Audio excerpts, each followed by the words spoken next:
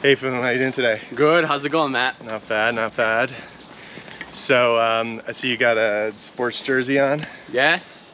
Megan Rapinoe, the one and only. Nice. She's pretty amazing. Yes. Soccer player, and you're a pretty amazing tennis player, historically, right? That's very kind. Are you still playing? Right now, I just coach and teach on the weekends. So I work with kids who are, 4-year-olds and up to people who want to go and play in college, and people who want to pick it up later in life and have some fun with friends. So, yeah. Amazing. It's such a good sport. It's fun. I was reading this op-ed of yours in the Wall Street Journal a few years ago. I think it was titled "The Arab Boy and the Israeli Tennis Team." That's right. Is that right? So what? I'm not. That was a. They picked the title, by the way. They picked the title. They picked the title. Okay. I wrote the thing and they came up with the title. So the idea was that sports to help bring people together. Right. That was a few years ago. A lot's changed since then. Do you think that's still true? I think so. Absolutely. Absolutely. I mean, this is the experience that I've had, and that in-person, inter-community, inter-group communication, interaction, I think that's key. And having that through sports, it's not the recipe for harmony in the world, but there are a lot of very healthy ingredients in it that could definitely, put together with other ingredients, can lead to more success. What are some of those ingredients?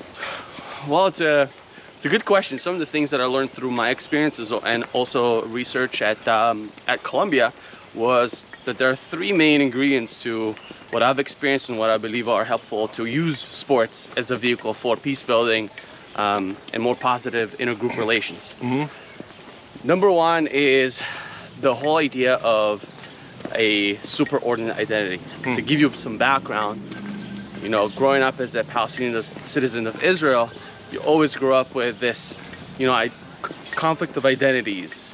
Who am I? What am I? Where do I belong? Where do I fit? You're always falling between the cracks. And a lot of kids, a lot of people in the world really experience that. I think it wasn't until I played college tennis that I was playing a match, looked to my right, looked to my left.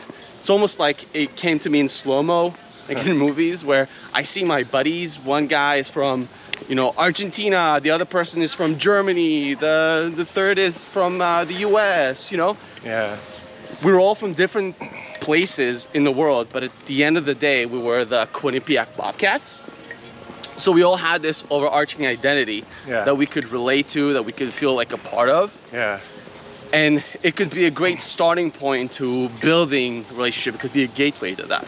Super identity, I like that. And that's something, obviously I learned a lot from someone you had on the last episode, right? Peter Coleman. Peter, yeah. I think he always taught us what that meant. So yeah. So yeah, that's number 1. Number 2 is the idea of interdependence, or the whole how we view each other and how our relationship is set up. I think changes once we start playing sports together.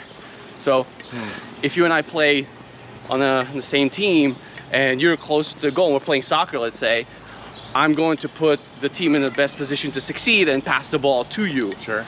And that sharing and that act of goodwill, on a constant basis, really puts us in a better position to have a positive relationship. Nice. And even in tennis, where you could be my doubles partner, and we're playing 2 people on the other side, the framework of this self-officiating sport, where I'm supposed to not only trust my partner, but also on the other people on the other end of the court to make the right judgment, to make the right calls. Right. That also teaches us some habits that are healthy, because we're going to be more trustworthy of people we haven't met before. It makes sense. And I think the third ingredient is the idea of language. Back home, growing up, while Hebrew is mandatory from 1st grade on, and Arabic is only optional from 3rd grade on, a lot of people grow with this gap in you know, tools to communicate with one another. People who imagine almost like live in the same house, right. but don't have the tools to communicate. But everybody speaks soccer, everybody speaks tennis. Right. You see a group of people and you throw a ball just into a group of people and they'll know what to do with it. Right. They'll know how to talk to each other, right? Yeah, I like that. So I think these three ingredients together, the language, the identity, the interdependence really can transform, can put two people from different backgrounds in a better position to develop a true relationship. Oh, wow.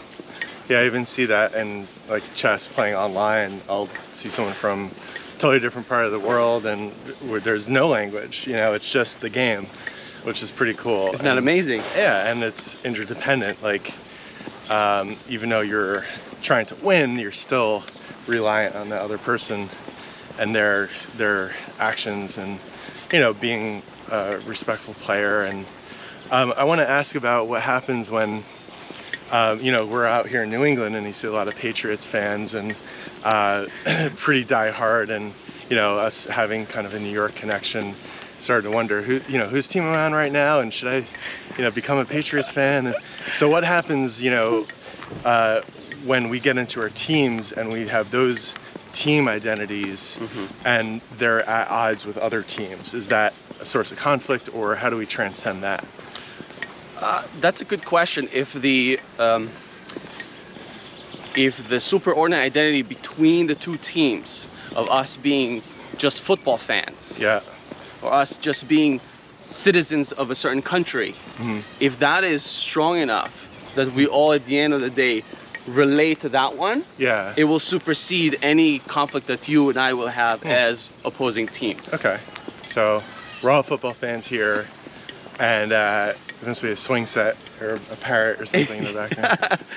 Yep. We're out here in nature. And beautiful New England on the trails. So that'll supersede. So then maybe you'll have football fans against baseball fans or something.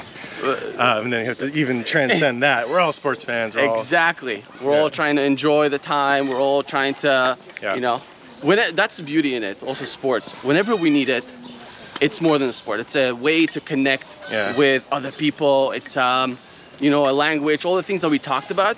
And whenever we need it, it can just be a sport. Right. Sometimes tennis is more than a sport. Right. It's a way to connect communities, and other times, when we need it, it's just a sport. It's just a game. Right. It's a good reminder. Let's just, you know, zoom out a little bit and take it easy. Yeah. But it's there for us to do both whenever we need it to. Yeah. So these days you're working on a civic organization that kind of helps elected officials, government officials know what's going on in the community, and listen to their concerns.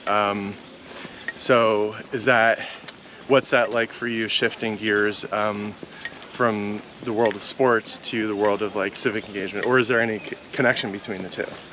There absolutely is a connection between the two. Look, the court, the field, the pitch are spaces where people can interact and build those relationships. To construct these fields, to put them together, you need local government to make the decisions to do so. Even if it's a private entity that will do that, there has to be some private-public relationship there in place to build those structures. And to build those structures, to have the buy-in from local government, you need the voice of approval of the local community.